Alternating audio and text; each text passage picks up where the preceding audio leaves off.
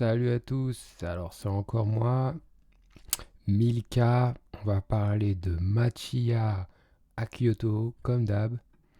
Alors là, vous voyez, c'est une visite que j'ai faite hier, il me semble, bon. Et là on voit, j'ai bougé un petit peu ma tête, on voit la Machiya que j'ai visitée. Elle est très très belle. Elle est, elle est assez vieille parce que on va parler dans cette vidéo des critères qui font qu'il est possible de transformer une maison traditionnelle japonaise en guest house. La, l'un des critères les plus importants, c'est qu'il faut que la maison date d'avant, soit construite avant 1950. Il faut savoir que 1950, c'est une transition d'une période à une autre au Japon.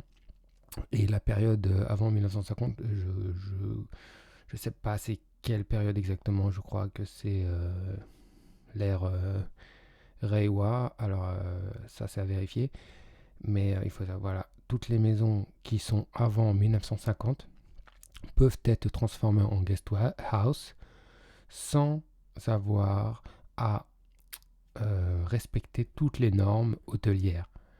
Parce que si on veut faire une guest house, il y a un nombre incalculable de réglementations à suivre qui correspondent en réalité aux normes hôtelières.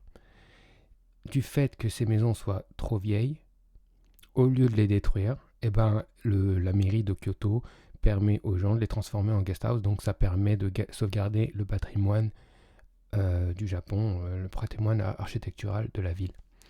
Donc là, je vais vous envoyer la vidéo. Donc ça, c'est l'un des premiers critères. Deuxième critère, là, je vais filmer la maison et je vais filmer quoi? La rue. Alors le deuxième critère extrêmement important, c'est là, l'espace qu'il y a, l'espace de la rue, la largeur de la rue.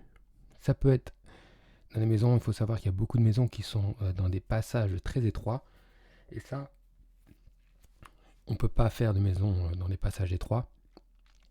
Pourquoi? Parce que les pompiers, les services d'urgence, les policiers, etc. ne peuvent pas accéder en véhicule. Il faut que la largeur de la rue, de la ruelle, peu importe, de la route, soit supérieure à 1,50 m.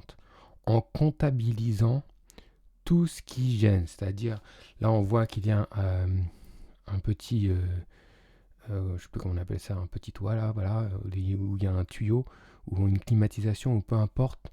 Ça, il faut le comptabiliser dans le calcul. Donc ça veut dire qu'il faut enlever l'épaisseur du tuyau, ou du toit, ou de la climatisation. Ici, on voit une climatisation. J'ai bougé ma tête. Oups, j'ai bougé la caméra. Voilà, j'ai bougé ma tête. Ici, on voit qu'il y a une climatisation. Donc ça aussi, il faut le comptabiliser dans la largeur de la ruelle. Donc voilà, ça c'est l'un des critères, le deuxième critère le plus important.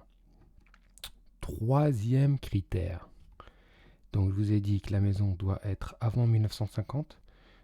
Troisième critère, il faut que la maison, je vais mettre play, alors attendez, je vais mettre play. Voilà, là on va visiter la maison. Donc là il faut que la maison, elle possède des caractéristiques d'une maison traditionnelle japonaise, d'une machiya, comme on appelle ça, ou une kyo machiya, qui signifie Kyoto machiya, c'est-à-dire les maisons de ville de Kyoto, kyo machiya. Là, on peut voir qu'il faut un genkan, ce genre de truc. Là, on a des rangements traditionnels japonais, on a des chambres tatami, et l'un des critères très importants, c'est là ce qu'on voit, le jardin, le niwa, tsuboniwa. C'est le jardin qui est en général au fond ou au milieu des maisons. Là, on voit, il faut un jardin traditionnel japonais. Donc, il y a plusieurs caractéristiques. Ça va pas être caractéristiques, c'est des caractéristiques de maisons traditionnelles. L'un des plus importants, c'est ça, c'est le jardin. Donc, il faut qu'il y ait jardin, il faut qu'il y ait des tatamis, il faut qu'il y ait d'autres caractéristiques. Je pourrais vous les noter. Je pense que je ferai une formation avec tous les critères, comment acheter, etc. Je la mettrai en lien en description. si vous voulez acheter la formation. Donc là, j'ai visité la maison, donc il y a tout à rénover, hein. Il y a la cuisine à refaire, le bain, les toilettes. Là, c'est des rangements, ils sont très très jolis, donc j'ai pensé les conserver, mais ça on verra. Là, on voit l'accès pour le chauffage au gaz, pour chauffage de l'eau. Voilà. Et puis on voit que ça, c'est une maison qui est très grande, hein. Elle fait 100 mètres carrés. Donc je compte faire une maison qui accueillir 8 personnes. Donc si on veut accueillir 8 personnes... Oh, quatrième critère, alors attention. Quatrième critère, la largeur des escaliers. Il faut que les escaliers fassent plus de 70 cm. Voilà. Ça, c'était pas le cas dans cette maison, donc c'est un coût à prévoir aussi. Ça, c'est dans les travaux. Ensuite, il y a un cinquième critère qui est tout ce qui est réglementation incendie. Alors ça fait partie des travaux à ajouter. Il faut qu'il y ait une lumière qui soit constamment allumée, qui montre la sortie. Et il faut qu'il y ait des plans dans chaque chambre de la maison qui montrent où est la sortie. Donc ça, c'est une réglementation incendie aussi à respecter.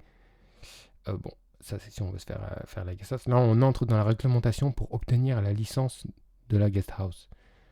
Mais pour ce qui est des maisons qui peuvent obtenir ces licences-là, le plus important, c'est la largeur de la rue, plus de 1,50 m, et que la maison soit construite avant 1950. Ça, c'est les deux critères les plus importants. Il y a un autre critère très important aussi quand vous recherchez la maison. Il faut éviter qu'il y ait des extensions qui ne soient pas enregistrées auprès de la mairie. Souvent dans les maisons japonaises, il y a des extensions dans le jardin. Là où je vous avais filmé le jardin, il y avait la baignoire. Attendez, je vais vous montrer. Voilà, ici, là, par exemple, souvent dans les maisons japonaises, comme avant, il n'y avait pas de baignoire, il n'y avait pas de bain, ça se faisait à l'extérieur, et ben les gens ils ont ajouté des extensions qui correspondent ici aux toilettes et à la baignoire. Dans beaucoup de maisons japonaises, ils ajoutent une extension dans le jardin pour mettre la baignoire et les toilettes, le lavabo, etc.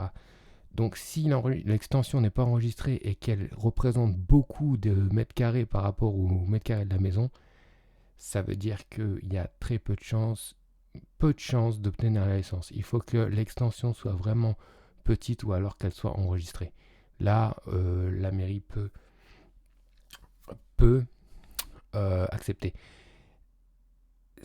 Il y a aussi cette maison-là, par exemple, on ne connaît pas la date de construction. Donc, comme on ne connaît pas la date de construction, on estime qu'elle a été construite avant 1950, parce que c'est à partir de 1950 qu'ils ont commencé à enregistrer la date de construction des maisons. Donc, comme il n'y a pas de date de construction, il n'y a aucun document enregistré, la maison a été construite avant 1950. Si un avocat ou si l'ancien propriétaire possède une preuve de la construction de la maison, eh bien, elle peut obtenir de la mairie un document qui s'appelle le Kyomachiya Profile, qui certifie que la maison est une machiya. Et comme il y a des preuves anciennes, de documents anciens, eh ben, la maison obtient une licence de Kyomachiya. Et si cette maison possède cette licence-là, vous êtes sûr de pouvoir faire la guest house. Il faut toujours respecter les critères que j'ai donnés, dans les autres critères que j'ai donnés. Mais s'il y a le Kyomachiya Profile, il y a forte chance que ça passe. Voilà. Après, il faut toujours, avant d'acheter, se renseigner auprès d'un avocat qui vérifie tous les documents pour vous. Il va se renseigner auprès de la mairie, il va donner le terrain. Alors, attendez, voilà, je vais mettre pause. Il va donner les références du terrain, la maison, etc. Et la mairie pourra déjà donner un préavis si oui ou non vous pouvez obtenir la licence avant de faire vos travaux. Parce que la licence, vous la demandez une fois que vous avez terminé les travaux. Donc, il faut faire tous les travaux réglementaires, etc. pour pouvoir accueillir les voyageurs. Donc voilà, ça c'est les critères. Si ça vous intéresse, n'oubliez pas de laisser des commentaires. Moi, je vais préparer pendant mon séjour au Japon une formation comment acheter une machiya ou une maison traditionnelle au Japon et la transformer en Airbnb qui rapporte un max. Parce qu'il faut savoir que les rentabilités ici, c'est pas les rentabilités françaises. Non, on n'est pas à 3%, 4%, 5%, 7%. Non, non, non, non, non. On est à 10% plus, plus, plus.